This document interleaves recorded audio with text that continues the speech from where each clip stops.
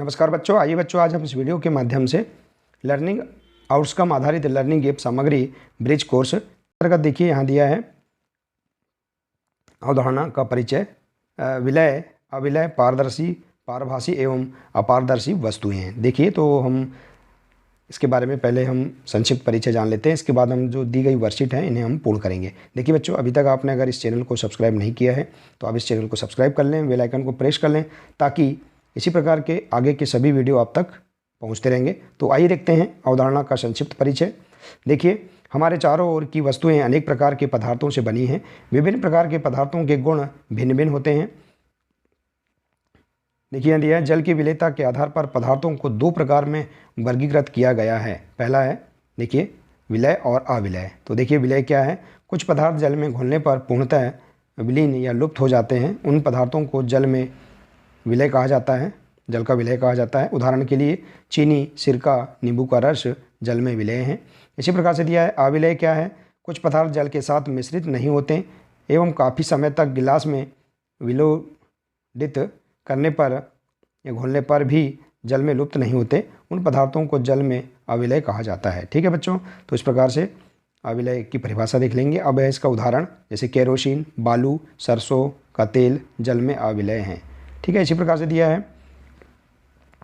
पारदर्शी, ऐसे पदार्थ जिनसे होकर वस्तुओं को देखा जा सकता है उन्हें पारदर्शी कहते हैं, जैसे कांच, जल, वायु व कुछ प्लास्टिक पारदर्शी पदार्थों के उदाहरण हैं। इसी प्रकार से दिया है प्रायः दुकानदार बिस्कुट, मिठाइयाँ एवं अन्य खाद्य पदार्थों को कांच अथवा प्लास्टिक के पारदर्शी पात्रों में रखना अधिक पसंद करते हैं ताकि खरीदार इन चीज़ों को आसानी से देख सके। इसी प्रकार से है अपारदर्शी क्या है, ऐसे पदार्थ जिनसे होकर वस्तुओं को नहीं देख सकते, इन पदार्थों को अपारदर्शी कहते हैं, जैसे कि लकड़ी, गत्ता, धातुएं अपारदर्शी पदार्थों के उदाहरण हैं।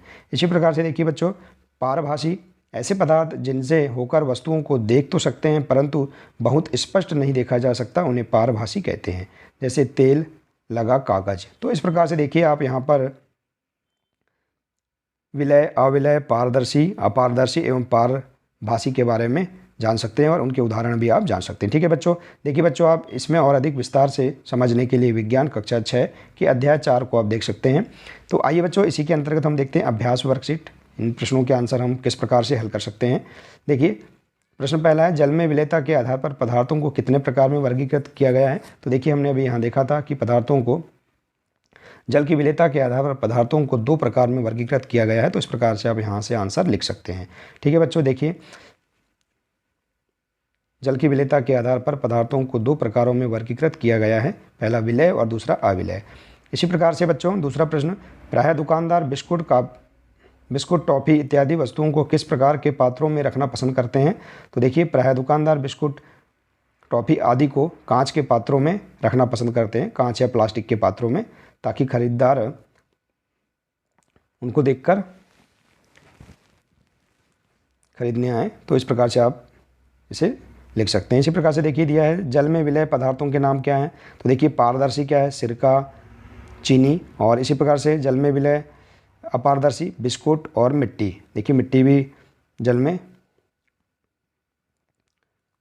विलय है लेकिन अपारदर्शी है। ठीक है, तो इस प्रकार से आप यहाँ लिख सकते हैं। ठीक है बच्चों, इसी प्रकार से देखिए अगला है, पारदर्शी एवं अपारदर्शी पदार्थों के दो उदाहरण दीजिए। तो देखिए पारदर्शी पदार्थ क्या है, कांच और जल, और अपारदर्शी पदार्थ क्या है, लकड़ी और गत्ता। ठीक है, इसी प्रकार से देखिए अगला प्रश्न है, पारभासी पदार्थ किसे कहते हैं, उदाहरण देकर बताइए। तो ऐसे पदार्थ जिनसे होकर वस्तुओं को देख तो सकते हैं परंतु बहुत स्पष्ट नहीं देखा जा सकता, उन्हें पारभासी कहते हैं, जैसे कागज में, जैसे यहाँ दिया है देखिए यहाँ तेल लगा कागज। ठीक है, इसी प्रकार से देखिए आगे है स्व आकलन। देखिए यहाँ दिया है सत्य या असत्य लिखिए। देखिए बच्चों, पहला है पत्थर पारदर्शी होता है जबकि कांच अपारदर्शी। तो देखिए यह कथन असत्य है। इसी प्रकार से चीनी जल में विलय है, सत्य। लकड़ी पारभासी पदार्थ है, असत्य। बालू जल में मिश्रित है, असत्य। इसी प्रकार से अगला प्रश्न है, निम्नलिखित समूह में मेल न खाने वाला ज्ञात कीजिए। जैसे चीनी देखिए जल में विलय है, नमक भी विलय है, और शहद, रेत विलय नहीं है, अविलय है, तो यहाँ रेत इसमें मेल नहीं खा रहा है, तो इस प्रकार से यहाँ लिख देंगे। इसी प्रकार से लकड़ी, गत्ता, लोहा, कांच, तो देखिए लकड़ी, गत्ता और लोहा ये क्या है, अपारदर्शी हैं, तो और कांच पारदर्शी है, तो इसमें कांच को यहाँ लिख देंगे। ठीक है बच्चों।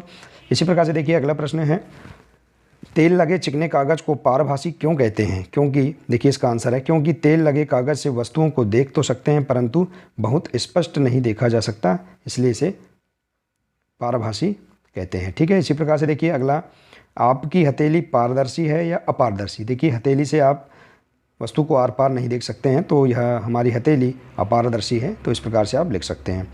अगला प्रश्न है, आपके घर में उपलब्ध ऐसी वस्तुओं की सूची बनाएं जो पारदर्शी हैं तथा जो अपारदर्शी हैं। तो देखिए पारदर्शी और अपारदर्शी वस्तुओं की आप सूची बना सकते हैं। पारदर्शी कांच, जल, प्लास्टिक बोतल, प्लास्टिक डिब्बा, कांच की भरनी, सफ़ेद पन्नी। इसी प्रकार से अपारदर्शी में टेबल, दरवाज़ा, थाली, टंकी, पलंग, पुस्तक, पेटी और भी अन्य वस्तुएं जो पारदर्शी और अपारदर्शी हैं उनको आप यहाँ इस सूची में लिख सकते हैं। ठीक है बच्चों। तो देखिए इस प्रकार से आप बहुत ही सरल तरीके से यहाँ दिए गए 100 आकलन एवं वर्कशीटों को पूर्ण कर सकते हैं। ठीक है बच्चों। देखिए बच्चों, हमें यहाँ विलय, अविलय, पारदर्शी, पारभासी एवं अपारदर्शी वस्तुओं का जो संक्षिप्त परिचय दिया है इसे अच्छे से पढ़ लेना है, इसके बारे में समझ लेना है। ठीक है बच्चों। तो बच्चों आशा है कि आपको सभी वर्कशीट एवं स्वमूल्यांकन समझ में आ गए होंगे। तो बच्चों आज के लिए सिर्फ इतना ही है, मिलते हैं नेक्स्ट वीडियो में। नमस्कार।